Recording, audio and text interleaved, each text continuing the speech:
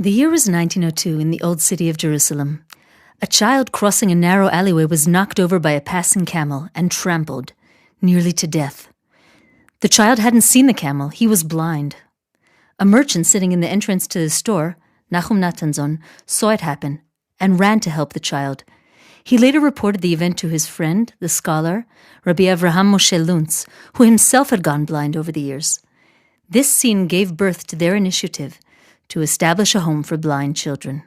As Luntz's daughter tells us, my father recovered from the shock of Nachum Natanzon's story and called out, "Rabbi Nachum, the time has come. I have long thought how necessary an institution is for these children who wander the streets unsupervised and unschooled. Please go to my desk. You will find paper, a pen and ink, and write." Thus, he wrote an announcement to the press of the establishment of a school for the blind.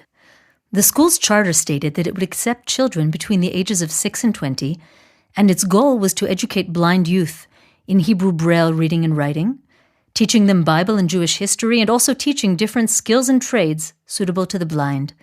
All this to enable their full development and ensure that they would not live a dependent life, but rather become useful members of society. The institution was first located in the Jewish quarter of the Old City, and in 1916 moved to a rented apartment on the corner of Munbaz and Hanaviim streets. However, the needs kept growing, and the home outgrew its abode. Thanks to a donation by American Jewish tourists, a lot was purchased in the Kiryat Moshe neighborhood, and in 1932, the cornerstone for the institution's new home was laid. Philanthropists from all over the world made donations toward the building of the home. And in 1960, the cornerstone for the school building was laid. This building serves its purpose even today. Participants in that impressive ceremony included the welfare minister, Dr. Yosef Burg, the mayor, Mordechai Ish Shalom, and Israel's first lady, Rachel Yanait Ben Tzvi. An association of young Germans, Kapara, or Atonement, sent volunteers to assist with the construction of the building. This was in context of acts of atonement of German people for the crimes of the Holocaust. In the 1980s, the Sports Center for the Blind and Visually Impaired was erected. Sports enable blind people to experience their physical capabilities and to have better control over their bodies. The varied physical activity enables the blind to improve their quality of life. The School for the Blind's Sports Center has also made itself available to the sighted population, thus enabling direct contact between the general population and the blind. Over the years, many guests have visited the School for the Blind, among them rabbis, philosophers, past and present heads of state. Blind artists from around the world and cultural figures, all these have come to learn and to experience the special activities taking place and the achievements of the blind students. These visitors penned their impressions in the School for the Blind's unique guest book, each in their own language and personal style. ספר האורחים בשפות שונות, כתוב בעברית, כתוב באנגלית, כתוב ביידיש, כתוב בערבית, כתוב בצרפתית, כתוב בגרמנית.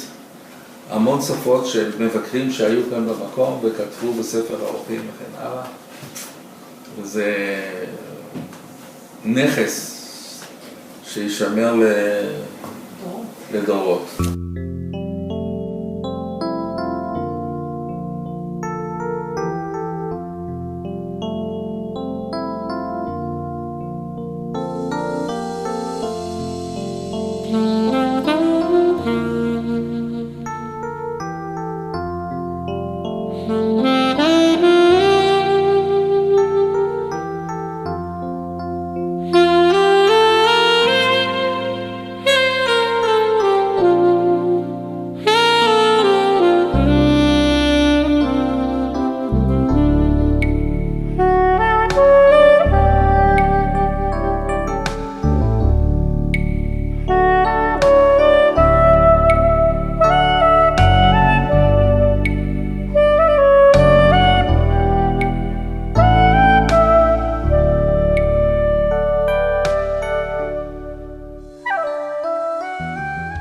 Over the years, the institution has expanded and developed systems of education, rehabilitation, and treatment of blind and visually impaired students and alumni. The main goal is to prepare the individuals for living an independent life as fully as possible and to achieve integration in the community. The School for the Blind has kept abreast of technological advances made around the world and acquired equipment and illustrative measures for teaching Braille. In the last few years, technological aids and specialized software have been added on. Reading skills in the School for the Blind were always based on Braille or on enlarging print for the visually impaired. The educational and rehabilitation programs have always included the important unit of preparation for life outside. Blind people have always learned to make their way in the world with the help of canes and seeing eye dogs, and so too today. They learn how to run a household, to cook, to host, to recognize their clothes, to be creative. They learn how to work and conduct active social lives. In the words of the poet, Erez Biton, an alumnus of the School for the Blind, in a message he sent for the 100-year celebrations at the school.